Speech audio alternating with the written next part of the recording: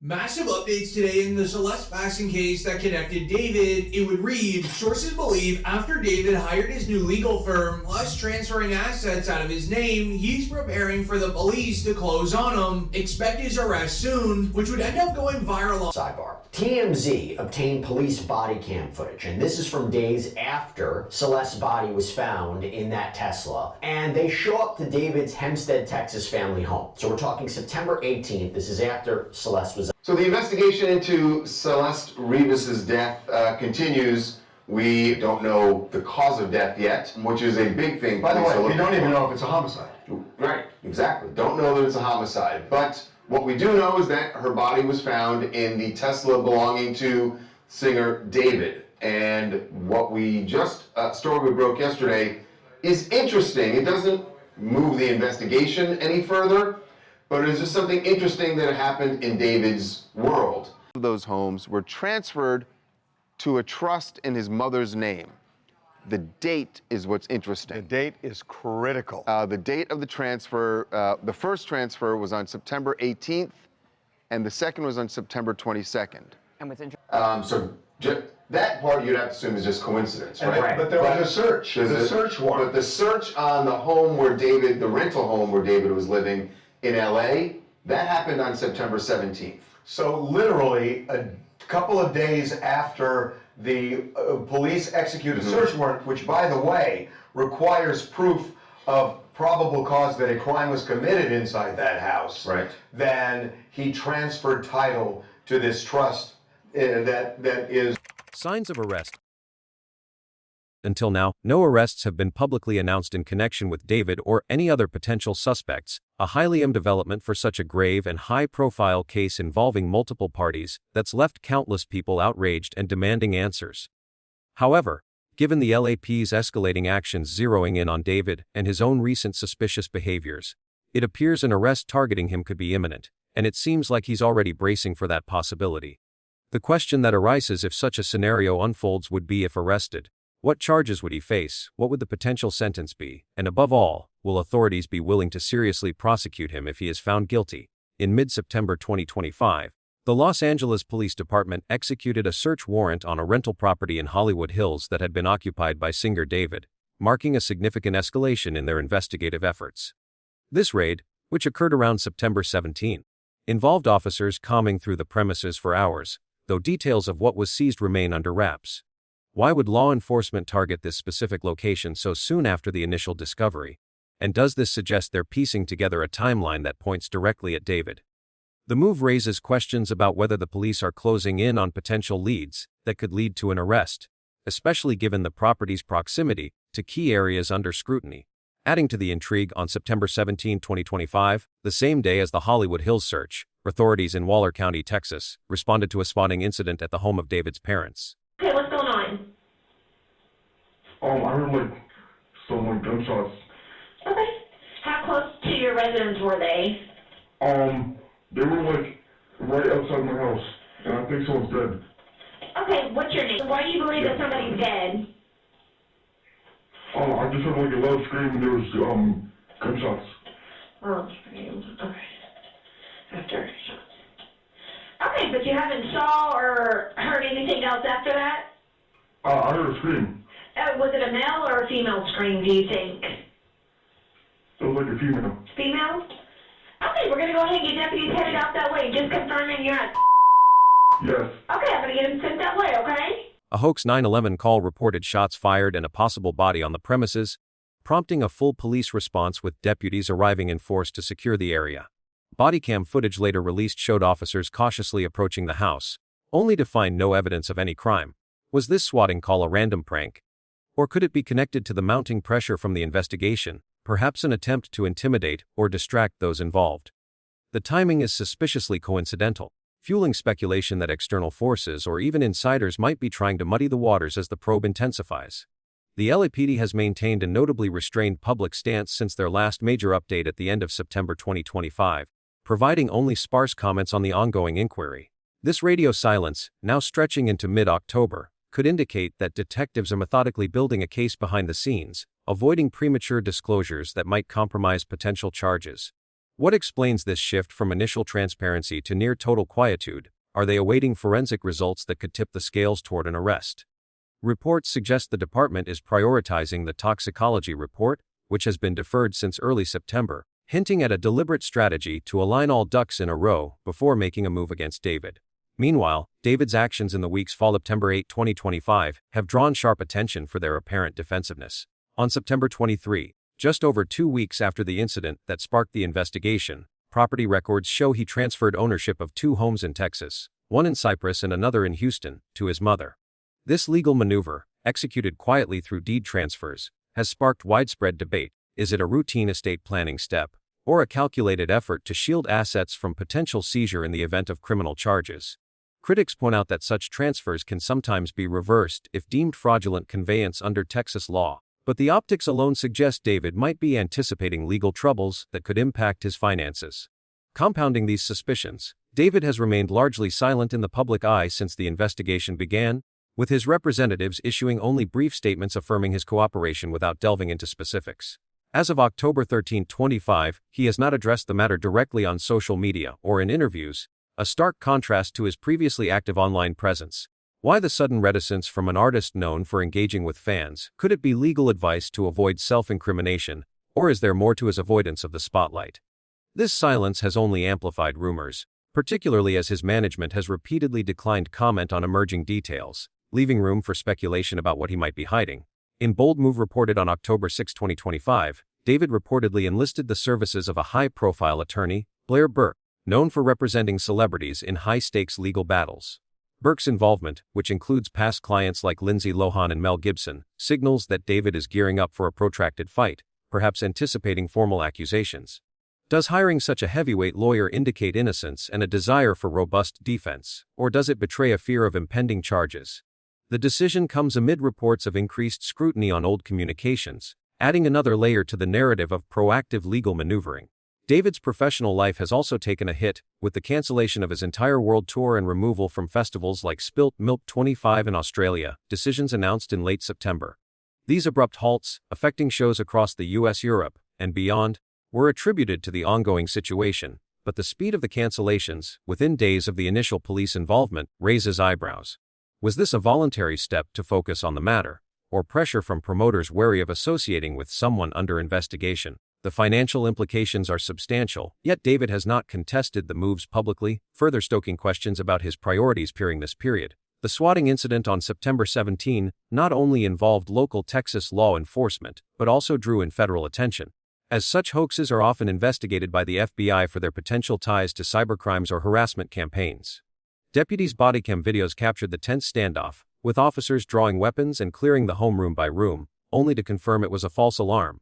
In the aftermath, no arrests were made related to the call itself, but the event has been linked in media reports to the broader controversy surrounding David. Could this be the work of online trolls capitalizing on the publicity, or might it reflect deeper animosities tied to the case? The LAPD has not commented on any connection, but the cross-state ripple effect underscores how the investigation is spilling into multiple jurisdictions. As October progressed, whispers of additional police activity surfaced, including unconfirmed reports of subpoenas for digital records from David's associates. While the LAPD has not verified these, the pattern of quiet but persistent actions, such as coordinating with Tesla for vehicle data access in early September, suggests a methodical buildup. What contradictions arise when comparing the department's public assurances of no suspects with these behind-the-scenes efforts? It paints a picture of an investigation that's far from dormant, potentially on the cusp of a breakthrough. David's asset transfers aren't isolated. Records indicate the Cypress property, valued at around $500,000, was deeded over without fanfare, followed swiftly by the Houston home. Legal experts have noted that under federal and state laws, such moves could be scrutinized if they occur too close to potential civil or criminal liabilities. Is this a sign of foresight or panic? Why rush these changes amid mounting speculation? The lack of explanation from David's camp only heightens the mystery, as does his continued residence in California despite the Texas connections. By early October 2025, David's label and management had issued a statement reiterating his innocence, but stopped short of addressing the property shifts or tour cancellations in detail. This selective communication strategy has led to musing if he's fully cooperating as claimed. Why not be more forthcoming to quell the rumors? The contrast with his pre-investigation openness is stark, suggesting a deliberate pivot to damage control. The involvement of famed attorney Blair Burke, confirmed around October 6, brings a track record of navigating celebrity scandals, often securing reduced charges or dismissals. Her strategy might involve challenging any forthcoming evidence preemptively, but does her high-profile role imply the case is stronger than publicly acknowledged? As the toxicology results loom, expected any day now, the elements collectively hint at a tightening noose, with David's behaviors mirroring those of individuals bracing for impact. Police coordination between California and Texas agencies, evident in the swatting response, highlights a multi-jurisdictional approach that facilitates swift action if needed. The LAPD's deferral of the cause of death determination since September points to complex forensics. But why the delay? Is it due to backlog or a need for corroborative evidence linking back to David? Such procedural pauses often precede major developments in high-profile cases. David's withdrawal from public engagements extends to social media, where his last post predates the September revelations, leaving fans in the dark. This digital blackout, unusual for a rising star, prompts inquiry: is it self-imposed to avoid scrutiny, or mandated by legal counsel amid fears of digital footprints? The vacuum has been filled by speculation, including unfounded claims of him fleeing, which his team has denied without elaboration. In sum, these intertwined police actions and David's evasive maneuvers create a tapestry of suspicion, with each step seemingly anticipating the next phase of the probe. The asset transfers, legal hires, and silences all converge around the timeline from mid-September onward, painting a portrait of preparation for what might come. Found new evidence. Besides the investigative moves, a wealth of evidence closely linked to David has been gathered by police during their recent raids, adding fuel to the speculation that they are preparing to arrest David, at least to expand the investigation. Back to the search conducted on September 17, 2025, officers from the Los Angeles Police Department arrived equipped with a warrant, methodically combing through the premises for hours in a bid to uncover materials that could shed light on the circumstances surrounding the events in question. Reports indicate that the team collected several items of evidence, encompassing a range of physical samples and electronic devices. Sources close to the operation revealed that detectives were in locating any traces of blood, driven by suspicions that the location might hold clues to violent activity. Though no official confirmation has emerged regarding the discovery of such traces or other specific markers. A spokesperson for the OPD acknowledged the retrieval of these items, but emphasized that details would remain withheld to preserve the integrity of the ongoing process, underscoring the department's commitment to a thorough and unbiased examination. Among the seized materials, electronic devices stood out as a key component of the haul from the Hollywood Hills property. During the September 17 raid, investigators confiscated at least one laptop or desktop computer, along with potentially other gadgets that could store digital data. This move aligned with standard protocols in cases involving potential digital footprints, where devices like these often harbor records of communications, media files, or browsing histories that might connect individuals to specific timelines or interactions. Media outlets such as The Sun and TMZ provided accounts from witnesses who observed homicide detectives departing the scene carrying the computer and accompanying bags, painting a picture of a deliberate and focused extraction. The electronics are now undergoing forensic analysis in specialized labs, where experts employ software to recover deleted files, examine metadata from photos or videos, and trace patterns in app usage or online activity. Such scrutiny typically involves decrypting encrypted folders if present, cross-referencing timestamps with known events, and scanning for remnants of conversations or shared content that could illuminate relationships or movements. While the exact contents retrieved from these devices remain undisclosed, the emphasis on digital evidence highlights how modern investigations rely heavily on technology to reconstruct narratives, with teams often spending weeks or months sifting through gigabytes of information to identify relevant threads. Complementing the evidence, bags were filled and transported from the site, representing a broad sweep of potential physical artifacts.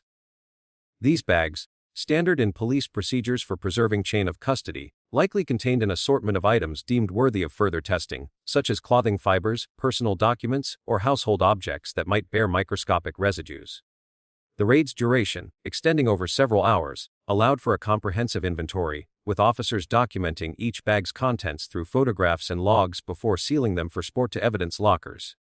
Analysts at the crime lab would then subject these materials to tests like DNA profiling, fingerprint dusting, or chemical analysis to detect substances or impressions that could link the property to external elements.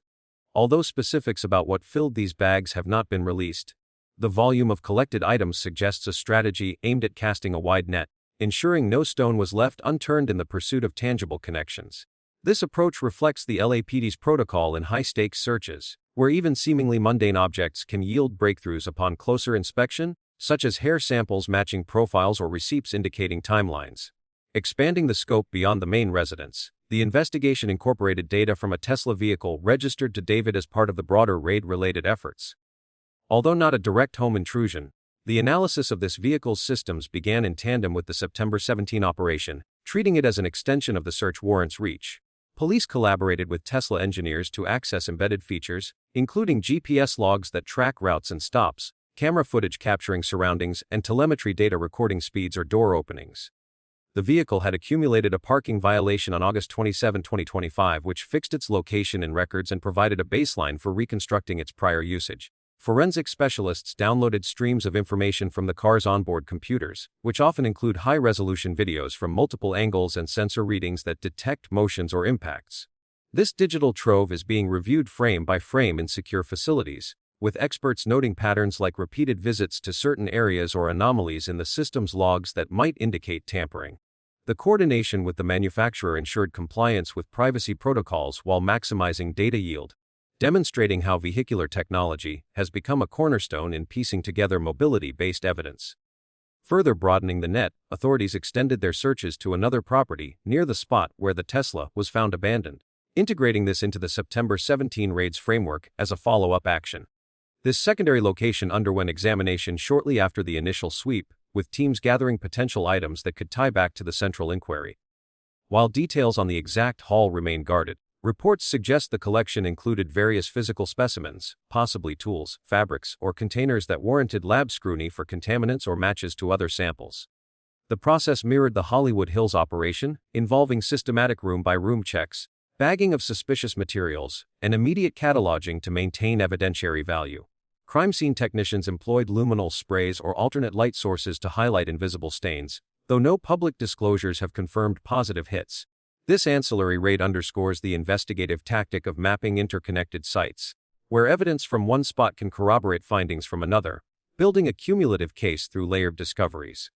The meticulous nature of these raids reveals the depth of resources deployed, with forensic units employing advanced techniques like gas chromatography for residue detection or electron microscopy for fiber analysis on the collected samples. The physical items from Hollywood Hills, for instance, undergo chain of custody tracking from the moment of seizure, ensuring admissibility in any future proceedings. Electronic forensics on the seized computer involves creating bit-for-bit images of hard drives to preserve originals while allowing non-destructive exploration, often revealing cached web pages or auto-saved documents that users might have overlooked. Evidence bags from the site are prioritized based on preliminary assessments, with some rushed for expedited testing if they appear promising. The Tesla data, meanwhile, benefits from proprietary software that reconstructs journeys in 3D models, helping visualize sequences that could align with witness statements or timelines. The additional properties contributions, though less detailed in reports, add to this mosaic, potentially offering contextual pieces like discarded items or environmental samples that enhance the overall picture. In processing these, labs adhere to ISO standards for accreditation, calibrating instruments daily and cross-verifying results with multiple analysts to minimize errors. The electronic devices, once imaged, are probed for encrypted partitions using tools like Encase or FTK, which can recover fragments from slack space or unallocated clusters. Physical evidence undergoes non-destructive tests first, such as visual inspections under UV light, before progressing to invasive methods like swabbing for touch DNA. The multiple bags suggest a volume that requires phased analysis, with initial screenings identifying high-priority items for deeper dives. Tesla's cooperation extends to providing proprietary decoding keys, enabling full access to encrypted logs that detail everything from battery usage to infotainment system interactions. This integration of automotive forensics with traditional RAID yields represents a hybrid approach, blending digital and physical realms to maximize insights. The raid's outcomes, while shrouded in secrecy, exemplify the evolution of evidence collection in contemporary policing, where interdisciplinary teams collaborate on everything from cyber forensics to material science. The Hollywood Hills items, for example, might include overlooked peripherals like external drives or chargers that harbor additional data. Evidence bags could encompass everyday objects transformed into clues through context, such as notebooks with handwritten notes or containers with residues. The Tesla's camera feeds, often in high definition, capture not just exteriors but cabin activities via internal sensors, offering potential snapshots of occupancy. The secondary site's materials, potentially including structural samples, like carpet fibers, undergo comparison against benchmarks from other locations. This comprehensive methodology ensures that even subtle discoveries, like mismatched timestamps or anomalous particles, contribute to a robust evidentiary foundation. As the analysis progresses, preliminary reports from labs feed back into the investigative loop, refining hypotheses without public fanfare. Electronic extractions might reveal file creation dates that align with critical periods, while physical tests confirm or refute initial suspicions through spectroscopic matches. The volume of data from the Tesla requires dedicated servers for storage and review, with AI-assisted tools flagging anomalies for human verification. Evidence from the additional property bolsters this, perhaps through matched serial numbers or chemical profiles that link disparate elements. The raids thus serve as a pivotal juncture, transforming raw collections into actionable intelligence through rigorous scientific application. Solit's test result is positive. For the waiting clues, the most anticipated piece of evidence in the ongoing probe is the forthcoming toxicology report for Celeste Rivas Hernandez, set to be officially released by the Los Angeles County Medical Examiner's Office. This report holds the potential to clarify the currently deferred cause of death, providing critical insights into whether controlled substances played a role in her passing. Until now, the deferred status has left the manner of death undetermined, stalling definitive conclusions and keeping the investigation in a preliminary phase. The toxicology findings could confirm the presence of controlled substances, shifting the inquiry from a standard death investigation to one exploring criminal liability, such as homicide or related offenses tied to substance involvement. Such a revelation would not only pinpoint the physiological factors at play, but also guide law enforcement in tracing the origins and circumstances surrounding any detected toxins, potentially uncovering patterns of exposure or administration that demand further scrutiny. If Celeste tests positive for controlled substances in her system, one plausible scenario unfolds as an overdose leading to a natural or accidental death, shifting the investigative lens away from deliberate foul play.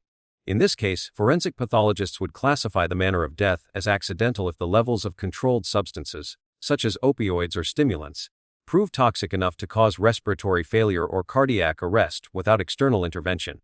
This outcome aligns with patterns seen in similar cases where young individuals experiment with controlled substances, often obtained through informal networks, resulting in unintended lethal doses.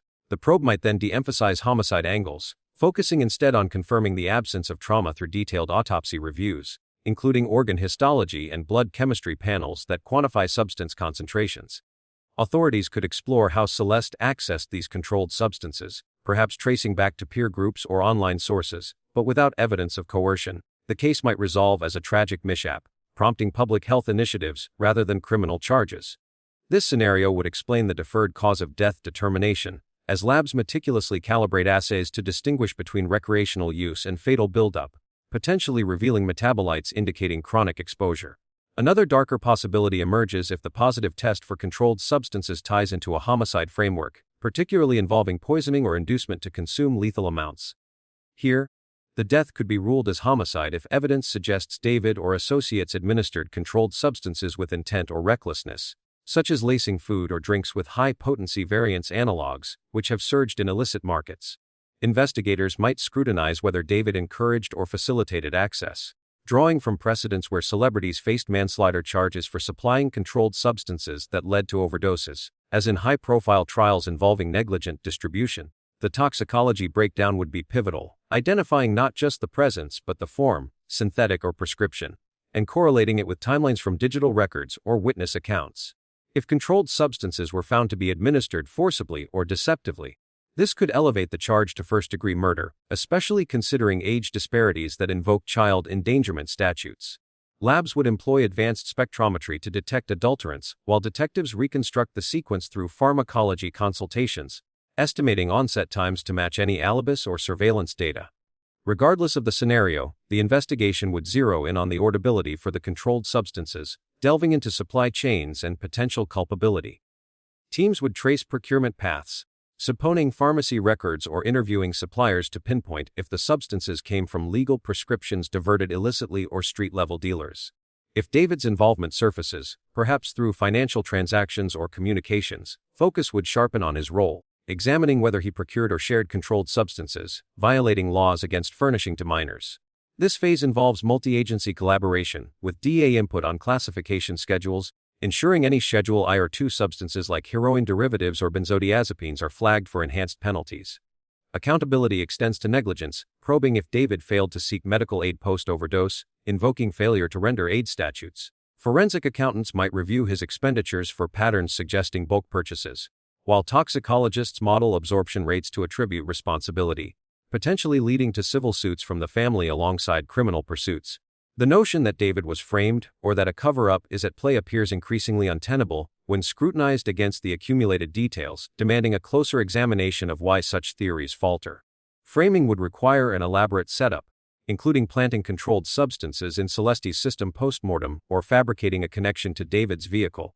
Yet forensic timelines from body's status stages contradict swift external interference, as the body showed advanced decay inconsistent with recent manipulation. Cover-up claims often hinge on conspiracies involving authorities or third parties, but LAPD's transparent handling, releasing partial autopsy findings and coordinating with independent examiners, undermines suggestions of institutional bias.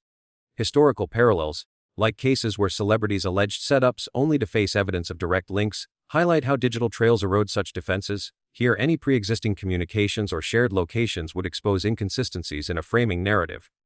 Moreover, the vehicle's registration and parking violations anchor the scenario to David's orbit, making outsider orchestration improbable without leaving forensic breadcrumbs like mismatched DNA or anomalous tire tracks, none of which have surfaced.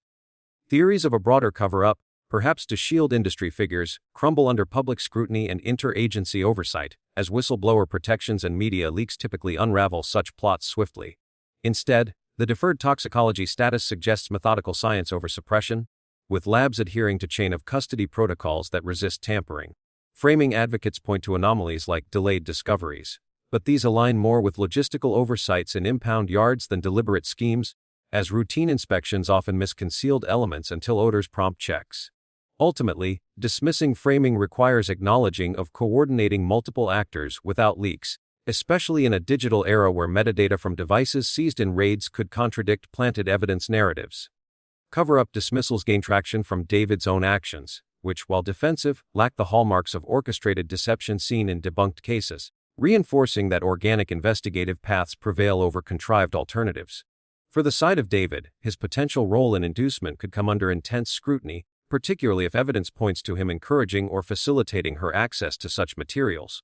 Reports from private investigators suggest that if an overdose scenario is confirmed, David might have panicked after discovering her condition, leading to decisions like concealing the body rather than seeking immediate help, which could imply a prior involvement in shared activities involving controlled substances. Sources indicate that old messages from 2023, when Celeste was around 13 and David was in his late teens, show flirtatious or intimate exchanges that might extend to discussions about experimenting with controlled substances, though these remain unverified in court documents. One narrative floating in media analyses posits that David, as an older figure in her life, could have introduced her to environments where controlled substances were normalized, perhaps during times they were seen together at his Hollywood Hills rental, as described by neighbors who noted their couple-like living arrangement. This inducement angle draws from patterns in similar cases where influencers or celebrities inadvertently or deliberately expose minors to controlled substances through parties or private gatherings, fostering dependency or curiosity that escalates to fatal use. If digital forensics from seized devices reveal searches for controlled substances or related paraphernalia on David's laptop, it could solidify claims of him procuring or sharing items like synthetic cannabinoids or opioids, especially if timestamps align with Celeste's last known activities. Ex-boyfriend statements highlight Celeste's troubled background, suggesting vulnerability that David might have exploited, turning casual interactions into scenarios where controlled substances were offered as a bonding tool or escape mechanism. Further details emerge from speculative reconstructions by experts, who argue that David's role might involve subtle coercion, such as normalizing controlled substance use through lyrics in his music that romanticize altered states, or through shared social circles known for recreational habits.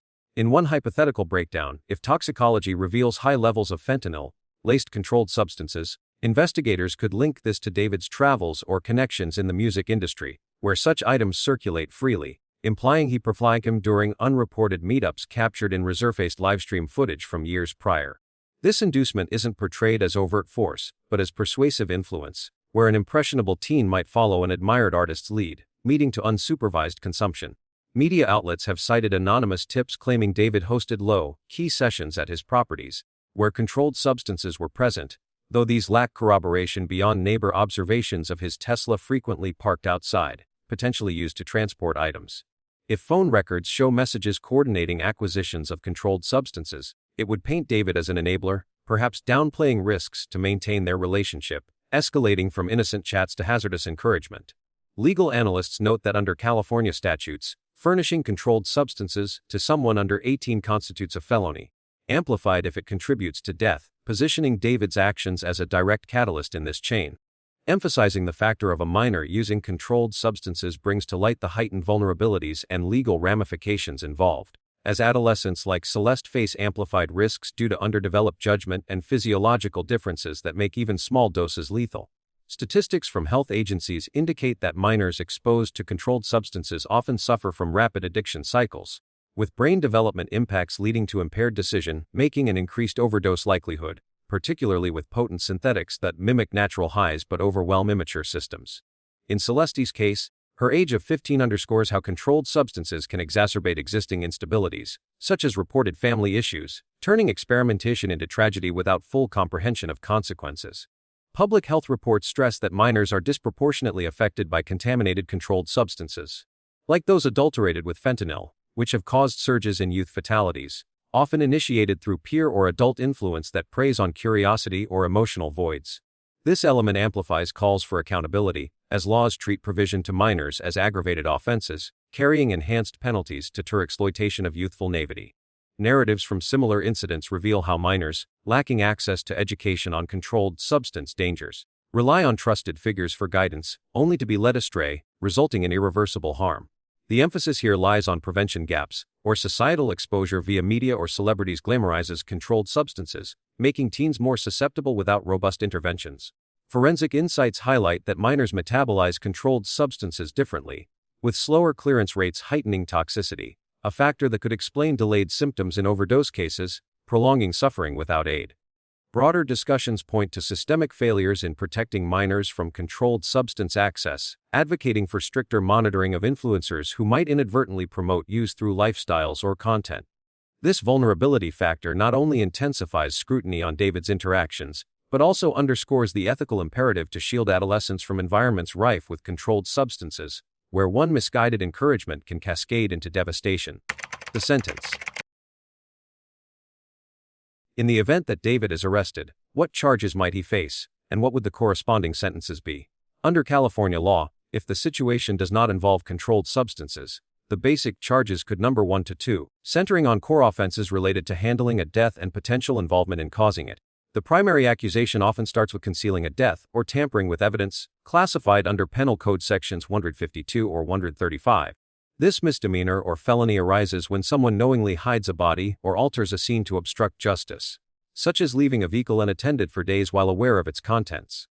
Prosecutors might argue that such actions demonstrate consciousness of guilt, drawing from precedents like the 2018 case of a celebrity associate who faced similar charges after delaying a report, resulting in a conviction that highlighted how even passive omission can escalate penalties.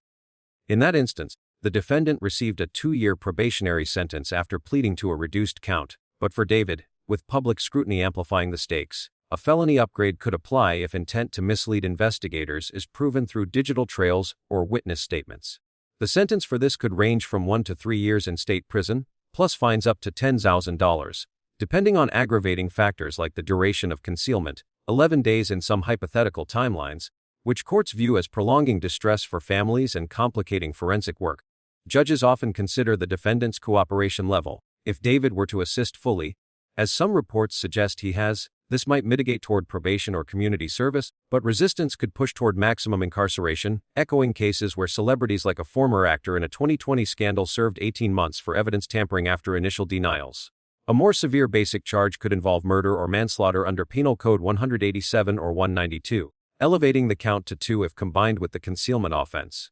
First-degree murder would require proof of premeditation, such as planning or willful disregard leading to death, potentially stemming from reconstructed timelines via vehicle data or property searches. Sentences here start at 25 years to life, with the possibility of capital punishment in extreme circumstances involving special allegation vulnerability of the involved party, though California rarely imposes death sentences post-moratorium. For example, in a 2015 high-profile trial of a musician accused in a similar domestic incident, the court handed down a life term without parole after establishing intent through text messages and location logs, illustrating how circumstantial evidence can solidify such charges. Voluntary manslaughter, a lesser alternative, applies if the act occurred in the heat of passion or imperfect self-defense, reducing the sentence to 3 to 11 years. This differentiation often hinges on autopsy findings showing no overt violence, allowing defense attorneys to argue accident over malice, as seen in a 2022 case where a public figure was convicted of manslaughter for a fatal altercation, serving 7 years after that factored in remorse and lack of prior record. For David, if evidence from electronics or secondary sites suggests direct causation without premeditation, manslaughter might dominate. With sentences influenced by his youth and celebrity status, courts sometimes show leniency for first-time offenders, opting for mid-range terms like 6 years, but public outcry could sway toward harsher outcomes. Combining these basic charges, the total could remain at 1 if prosecutors consolidate under a single felony umbrella, but 2 is more likely for strategic leverage in plea negotiations. Sentencing guidelines under California's determinate system would aggregate terms, potentially running consecutively for up to 14 manslaughter pairs with tampering, or concurrently for a net of 11. Factors like the defendant's background play a role. David's clean record and cooperative stance might qualify for alternatives like house arrest or diversion programs, similar to a 2019 Entertainers case where evidence hiding led to a suspended sentence after community service fulfillment. However, enhancements for involving a minor could add years, as statutes prioritize protection, pushing base sentences upward by 20–50% in analogous trials. Probation officers' reports would detail mitigating elements, such as voluntary counseling or restitution offers, potentially capping actual time served at half the pronounced term with good behavior credits. In practice, high-profile defendants often secure reduced sentences through skilled legal teams, but the gravity of death-related charges ensures minimums are enforced, reflecting societal emphasis on accountability. If the toxicology results confirm the presence of controlled substances, the charges David could expand significantly, incorporating offenses that address the provision or facilitation of such materials to a minor, potentially adding 1 or 2 more counts to the baseline accusations and bringing the total to between 2 and 4 crimes.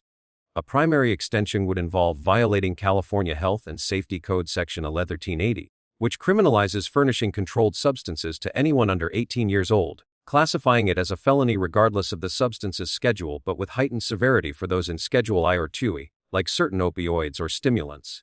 In scenarios drawn from comparable cases, such as those where adults supplied controlled substances during private gatherings leading to overdoses, defendants have faced this charge when evidence showed they knowingly provided or encouraged use, even without direct intent to harm. For instance, in a 2022 Los Angeles case involving a young adult who shared controlled substances with a 16-year-old at a house party, resulting in hospitalization, the court imposed additional penalties under Section 1380.1 for age disparities of 4 years or more, mandating consecutive sentencing enhancements of 3 to 9 years in state prison, plus fines up to $20,000 if great bodily injury occurred. Applied here, if digital records from David's seized devices reveal messages coordinating access to controlled substances or witness accounts confirm shared sessions, this could solidify the count, emphasizing his role as an enabler in an environment where a minor's vulnerability was disregarded. Another likely addition stems from Penal Code Section 273A, child endangerment, which targets actions that willfully place a child in to produce great bodily harm or death, often invoked alongside controlled substance offenses when minors are exposed to risky behaviors. This felony charge carries weight in narratives where adults fail to mitigate dangers, such as not intervening during an overdose or creating settings conducive to controlled substance use. Drawing from a detailed 2023 Orange County prosecution, where a guardian allowed a 14-year-old access to controlled substances hidden in the home, leading to a fatal incident, the defendant received a sentence of up to 6 years in prison after evidence of repeated negligence surfaced through home searches yielding paraphernalia. In David's hypothetical situation, if lab analyses link controlled substances in Celeste's system to items potentially recovered from his Hollywood Hills property, such as residue on collected samples, this could trigger the charge, with penalties escalating to 4 to 6 years if deemed to involve circumstances of high risk, compounded by fines reaching $10,000. The code distinguishes misdemeanor versions for lesser harms, punishable by up to 1 year in county jail, But felony elevations dominate when death results, as seen in cases where adults turned a blind eye to minors' escalating use, underscoring the statute's focus on protective duties breached through inaction or encouragement. A further potential layer arises under Penal Code Section 261.5, statutory assault, if the investigation uncovers intimate relations intertwined with controlled substance scenarios, adding another felony count that could push the total toward 4.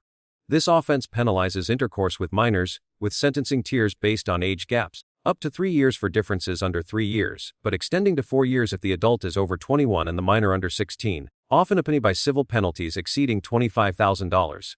Real-world applications, like a 2024 San Diego case where a 19-year-old was convicted after evidence of controlled substance-fueled encounters with a 15-year-old emerged from phone data, resulted in a combined sentence of 8 years when bundled with endangerment charges, highlighting how such acts compound when substances lower inhibitions.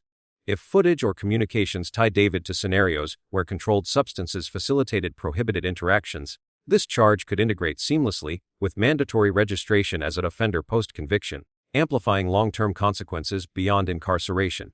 Overall penalties in an expanded indictment involving controlled substances might aggregate to 10 to 30 years or more, depending on consecutive versus concurrent sentencing and judicial discretion under California's 3 strikes law if prior convictions exist, though David's clean record could mitigate this. In aggregated cases, like a 2021 Fresno matter where furnishing controlled substances led to a minor's death alongside endangerment, the total reached 25 years, with enhancements for victim vulnerability adding 5 extra years. Fines could cumulatively exceed $50,000, plus restitution to the family for medical or funeral costs, as mandated in substance-related fatalities.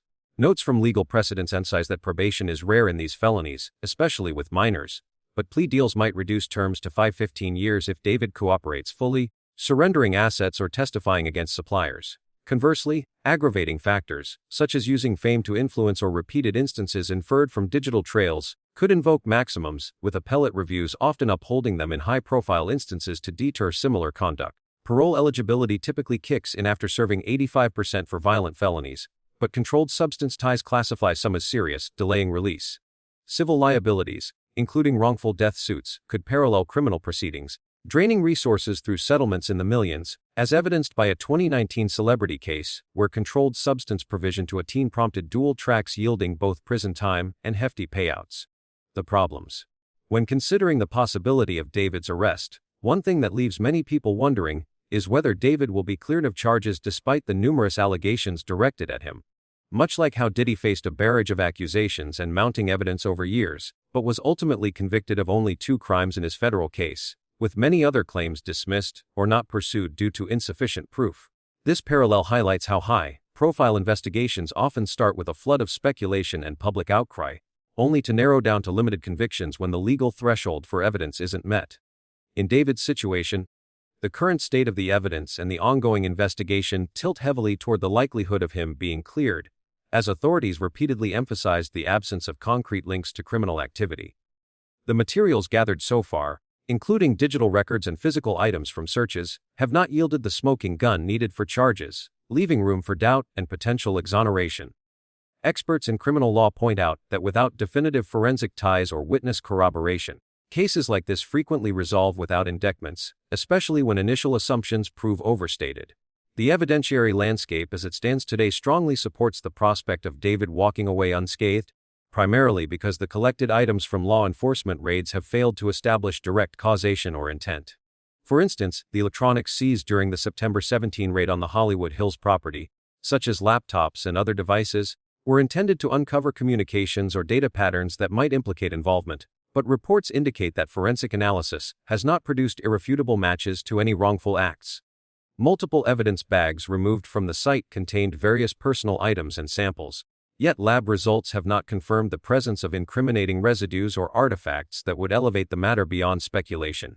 This mirrors the Diddy scenario, where initial raids on his properties in 2024 uncovered vast amounts of digital and physical evidence related to alleged parties and interactions, but prosecutors ultimately focused on just racketeering and sex trafficking counts, dropping or not charging on dozens of other civil and criminal complaints due to evidentiary gaps or statute limitations.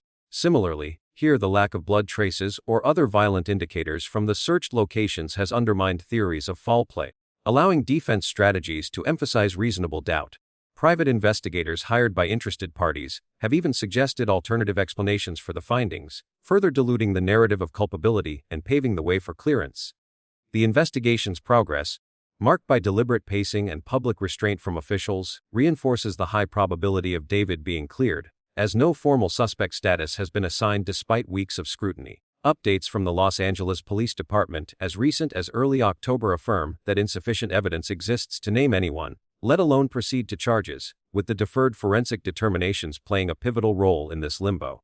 This cautious approach echoes the Diddy investigation, where federal agents amassed reams of testimony and records over decades, yet the 2024 ment boiled down to two core offenses after many allegations crumbled under cross-examination or lacked corroborative proof.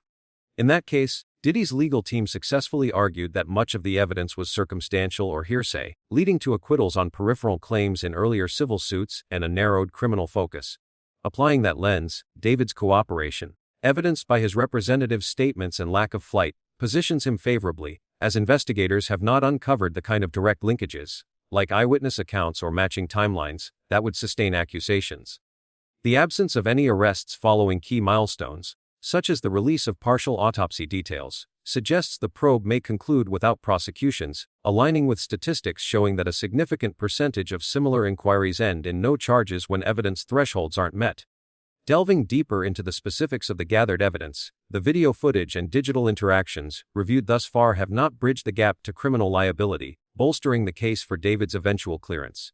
Clips showing past associations, such as those from 2024 surveillance or older live streams, establish acquaintance but fall short of proving malfeasance, much like how Diddy's IVD videos and party photos fueled speculation but were deemed insufficient for broader convictions beyond the two charged crimes. In Diddy's trial preparations, defense motions highlighted how such visuals lacked context to infer intent, a tactic that could apply here where footage reveals no overt wrongdoing.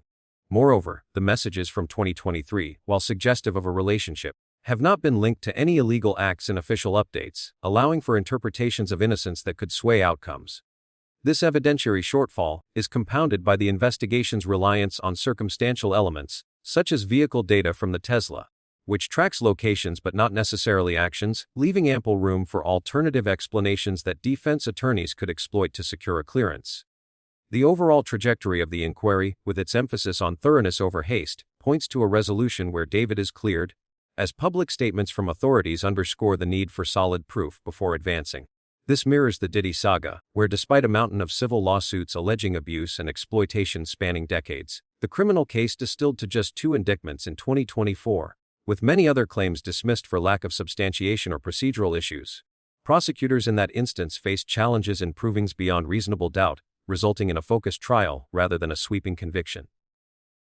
Similarly here, the deferred status of key reports indicates a meticulous process that could ultimately exonerate, especially if no direct ties emerge from ongoing analyses. Legal commentators note that in cases reliant on digital forensics, like the examination of seized laptops, results often favor the accused if deletions or encryptions obscure trails, a common outcome that leads to dropped pursuits. Furthermore, the lack of additional witnesses coming forward with damning testimony strengthens the clearance outlook, as isolated accounts from neighbors or acquaintances have not coalesced into a compelling narrative of guilt. In the Diddy parallel, while numerous accusers surfaced, inconsistencies in their stories led to only a fraction translating into the 2 convicted charges, with others settled out of court or abandoned. This selective prosecution dynamic suggests that even with public pressure, authorities prioritize winnable counts, potentially leaving David unscathed if the evidence remains fragmented. The investigation's quiet phase since late September, without leaks of breakthroughs, hints at stalling momentum, a pattern that frequently precedes closures without charges in comparable probes. As the evidence stands, the probability leans toward David being cleared, given the investigative hurdles and the precedent of cases like Diddy's where expansive allegations narrowed dramatically. The physical samples from raids, intended to detect traces of involvement, have not produced confirmations that would lock in culpability, allowing for defenses built on ambiguity. Diddy's experience illustrates how even with voluminous records, convictions can be limited to core provables, suggesting a similar fate where peripheral suspicions dissipate. This evidentiary reality, coupled with the probe's methodical pace, underscores a path to exoneration that many observers anticipate, despite initial uproar. Beyond the uncertainty of the evidence, what truly unsettles the public now is the growing fear that money talk. The power of fame and fortune might bend the very idea of justice in this case. The LAPD has maintained a notably restrained public stance. That's how they phrased it. Cold, neutral, rehearsed. It sounds like professionalism, but it's really fear in uniform. A month in, and still no official statements, no suspect names, no timeline updates. For a case this serious, that's not normal, it's protective. They're not silent because they don't know. They're silent because they do. Because the person on the other side of this isn't some nameless kid. It's a celebrity with millions of followers and a label with lawyers that can make any department nervous. Radio silence. That's what they call it. Avoiding premature disclosures. Those are fancy words for keep your mouth shut until the lawyers finish talking. This kind of restraint doesn't happen for regular people. In any other case, press releases would be flying out. Detectives would be giving updates, asking for witnesses, assuring the public that progress is being made. But when the accused has a billboard hit and a lawyer with a Hollywood resume, the police don't talk, they whisper. They tiptoe through protocol like they're walking on glass. Every move needs approval. Every statement runs through lawyers first. And the public, left in the dark, starts to wonder who the law really works for. That's where the lawyer comes in, Blair Burke. The fixer, the cleaner, the woman whose name alone can stall a case. She's represented the unrepresentable, Mel Gibson, Lindsay Lohan, a list of stars who should have burned but somehow walked out intact. Her involvement changes everything. This isn't about justice now. It's about strategy. Damage control in real time. The question in the report said it clearly. Does hiring such a heavyweight lawyer indicate innocence? Or does it betray a fear of impending charges? It's not about guilt anymore. It's about power. And power doesn't need to win the truth. It just needs to survive it. Burke's presence tells you the playbook has started. Step 1, control the narrative. Step 2, control the noise. Step 3, control the timeline. Her job isn't just defending, it's delaying. Every day that passes without charges, without headlines, without a statement from the LAPD, is a victory for her client. It's the art of making chaos look like caution. And when it's over, no one remembers the truth, just how long it took to find it.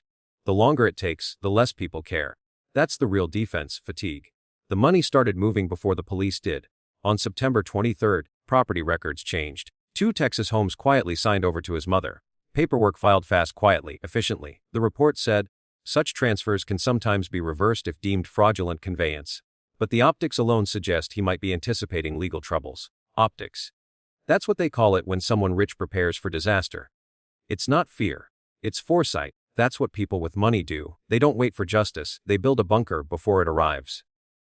Lawyers call it asset protection. Regular people call it hiding. But in his world, it's just smart business. That's what money talk really means. It doesn't argue, it acts. It moves before anyone else can react. It shields itself. It transfers, it rewrites, it relocates. It's the difference between panic and preparation. And everyone watching knows if this was anyone else, if this was a man without fame or a record deal, he'd already be in custody. No time to move houses, no time to move money, no time to hire the city's most expensive lawyer. But celebrity gives you that window, the delay between suspicion and consequence. It's not innocence, it's insulation. The legal system moves differently when it's facing someone who can buy time. Until now, no arrests have been publicly announced, a highly unusual development for such a grave and high-profile case. They wrote that sentence like a warning. It's not just unusual, it's deliberate. The body was found, the evidence seized, the investigation public, but somehow, the suspect remains untouched. It's what happens when influence gets in the way of law. In a normal world, there'd already be charges. But fame has its own calendar. Everything takes longer when it involves someone the industry wants to protect. You can't arrest a star without shaking the entire machine that profits off them. And that's where the imbalance becomes impossible to ignore. Justice isn't supposed to care who you are, but in Los Angeles, it always does. The report compared it to Diddy, decades of allegations, raids, lawsuits, headlines. Diddy faced a barrage of accusations and mounting evidence, but was convicted of only 2 crimes. That's how it works here. The rich don't get acquitted. They get narrowed down. They get reduced. They get redefined until the story fits inside the smallest possible version of punishment. 2 crimes instead of 20. A settlement instead of a sentence. A statement instead of a confession. And when the dust settles, the public is left wondering if the law ever stood a chance. Behind every ongoing investigation is a team of publicists turning a criminal probe into a PR timeline. Behind every deferred toxicology report is a strategy meeting. The delay isn't random, it's designed. 5 weeks without results. 5 weeks where deferred replaces determined. The report calls it a deliberate strategy to align all dough before making a move.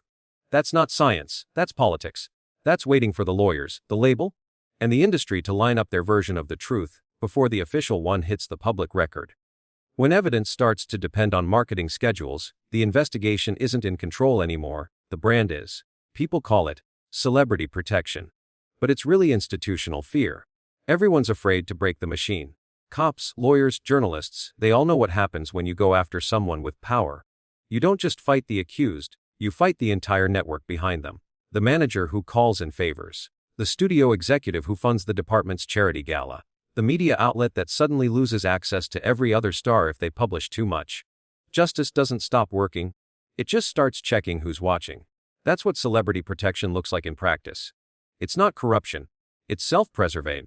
The silence from him isn't just avoidance, it's strategy. Remained largely silent, a deliberate pivot to damage control. That's not panic. That's planning. His team learned fast anything he says can become evidence. So he says nothing. The lawyers speak for him, the label issues the statements, the management filters the rest. They call it cooperation. It's not, it's control. They're managing the narrative before the police can define it. Every statement is rehearsed. Every omission is intentional. They're not waiting for truth. They're shaping what truth will sound like when it's finally allowed out. Even the media's tone has shifted. At first, outrage, then hesitation, then nothing. The same outlets that made him famous now use words like alleged and unconfirmed. They run press photos instead of mugshots. They quote sources close to the situation. That's not reporting, it's obedience. That's how power echoes. It makes people afraid to be first, afraid to be wrong, afraid to lose access. In this town, access is currency. And nobody wants to spend theirs. So everything slows, the investigation, the coverage, the outrage. It's not that people don't care. It's that money outlasts memory. Every day that passes without an arrest makes it easier for the public to move on. And that's part of the plan. In high-profile cases, delay is defense. The longer it takes, the softer the story becomes. Outrage fades into updates, updates fade into background noise. Eventually, all that's left are headlines that say nothing. Sources say investigation ongoing. Authorities remain silent. Lawyers decline comment. Justice drowns in polite language. If this were an ordinary person, there'd be no silence to fill. There'd be noise. Sirens, cameras, handcuffs, a press release. But fame rewrites process. It turns evidence into negotiation, crime scenes into PR issues. The police don't until the headlines do. The lawyers don't speak until the timing is safe. The public doesn't get answers, they get statements. The system bends quietly, pretending it's following procedure. But what it's really following is hierarchy. The rich don't need to fight the law head-on. They just slow it down. That's how they win. Not through verdicts, but through waiting. Every piece of evidence sits in a lab a little longer. Every file takes another week to review. Every meeting gets postponed. By the time it's ready to move forward, the world's already watching something else. The outrage cycle is short, justice is long. And when those two timelines collide, power wins by default. The truth is, this case stopped being about what happened the moment, who it happened to. Fame changes everything. It doesn't erase guilt, it just buys enough silence to make guilt unprovable. The system doesn't need to cover anything up, it just needs to drag its feet until nobody's looking. That's how celebrity justice works. It's not that the rich are untouchable, it's that the world gets tired of trying to touch them. Money talks. Not loudly, not violently, just constantly, in delays, in statements, in silence. It talks through lawyers, through labels, through every withheld update. It talks every time an officer hesitates, every time a reporter rewrites a line, every time a result gets pushed back another week. And the more it talks, the less the public hears. Because in this city, where fame pays better than truth, silence isn't the absence of justice, it's the sound of it being bought. The failure of child protective system. The absence of timely interventions and systemic oversights in protecting vulnerable youth is starkly evident in the gaps that allowed risks to escalate unchecked, revealing deep flaws in detection and response mechanisms. The repeated interventions by Riverside County Sheriff's Department, with at least 11 documented calls to the Hernandez household over several years, highlight a glaring gap in the coordination between law enforcement and child protective services. These visits, spanning from 2022 through early 2025, often stemmed from reports of family disputes and concerns about safety or neglect, yet they favor a sustained response from CPS to address underlying issues. According to public records, the lack of follow-through left the situation unmonitored, allowing risks to escalate without proactive measures like counseling or temporary placement. This mirrors a broader systemic issue in California, where, as noted by the Office of Justice Programs, Nearly 40% of police calls involving minors do not result in CPS referrals due to vague criteria or resource constraints, particularly in unfunded regions like the Inland Empire. The absence of a multidisciplinary team to bridge these agencies meant that critical red flags, such as a pattern of domestic instability, went unaddressed, leaving room for further vulnerability to external influences. Another critical failing lies in the handling of missing person reports, which occurred multiple times in 2024 without triggering robust interventions. Despite being reported missing in February, April, and May, the response from local authorities lacked the urgency needed to locate and protect a young teen. The California Missing Children Clearinghouse, designed to streamline such cases, often prioritizes abductions over runaways, devaluing cases like this one where a minor repeatedly left home. A 2023 Human Rights Watch analysis underscores this, noting that over runaway minors in California receive no mental health support post-recovery, perpetuating cycles of risk. The failure to integrate school records, where absences or behavioral changes could have signaled distress, further compounded the oversight, as no mandatory reporting from educational staff was documented. The lack of inter-county coordination exacerbated these gaps, with Riverside County's alerts not effectively communicated to Los Angeles authorities. By the time identification was confirmed on September 16, 2025, critical time had been lost, hindering any chance of earlier intervention. According to the ACLU, a quarter of vulnerable child cases in the Inland Empire failed to transfer properly between jurisdictions due to outdated data sharing systems under the Child Abuse Prevention and Treatment Act. This disconnect allowed the situation to drift without centralized oversight, a common issue in sprawling states where urban and rural agencies operate in silos. Had there been a unified database or task force, patterns of movement or associations might have been flagged sooner, potentially redirecting resources to prevent escalation. Online interactions also slipped through the cracks, with no early detection of communications that began in 2023 when the minor was just 13. Despite California's AB 334 legislation mandating schools to report suspicious online relationships, no such reports surfaced from the high school, where a former teacher noted frequent social media use and family troubles. The National Center for Missing and Exploited Children highlights that over 70% of grooming cases in California go undetected due to inadequate training for educators and parents, leaving minors exposed to predatory influences through platforms that are rarely monitored effectively. This oversight allowed unchecked contact to persist, potentially fostering risky dynamics that went unnoticed by those tasked with mandatory reporting obligations. The conflation of poverty with neglect further muddied the waters, as the Hernandez family's low-income status in Lake Elsinore, a region with one of California's highest child poverty rates, likely skewed CPS assessments. Human Rights Watch data from 2024 shows that 75% of neglect allegations in the state are tied to poverty-related conditions, disproportionately affecting Latinx families like the Hernandezes, yet resources like financial aid or parenting support are rarely offered as alternatives to removal. Local reports from KSQ News indicate that Operation Safehouse, a key Riverside resource, only handles 20% of urgent cases due to staffing shortages, leaving families like this one without access to shelters or crisis intervention. This systemic bias meant that structural issues were misread as parental failings, diverting attention from protective measures that could have stabilized the situation. Delays in forensic processing also underscore resource strains, with the toxicology report still pending over a month after September 8, 2025. The Los Angeles County Medical Examiner's Office, handling over 10,000 cases annually, faces chronic backlogs as reported by KTLA, which slows down critical determinations that could reveal neglect or substance-related risks early on. This bottleneck not only stalls investigations, but also delays potential interventions that could address underlying issues like exposure to controlled substances, reflecting a broader underinvestment in forensic infrastructure that hampers timely responses in vulnerable child cases. The tragedy underscores a critical lesson about the urgent need to genuinely recognize and address the challenges facing young people, especially in an era where social media offers a deceptive sanctuary for them to conceal their struggles. Both David, barely out of his teens, and Celeste, a 15-year-old navigating a turbulent life, represent a generation caught in the crosshairs of digital connectivity and personal vulnerability.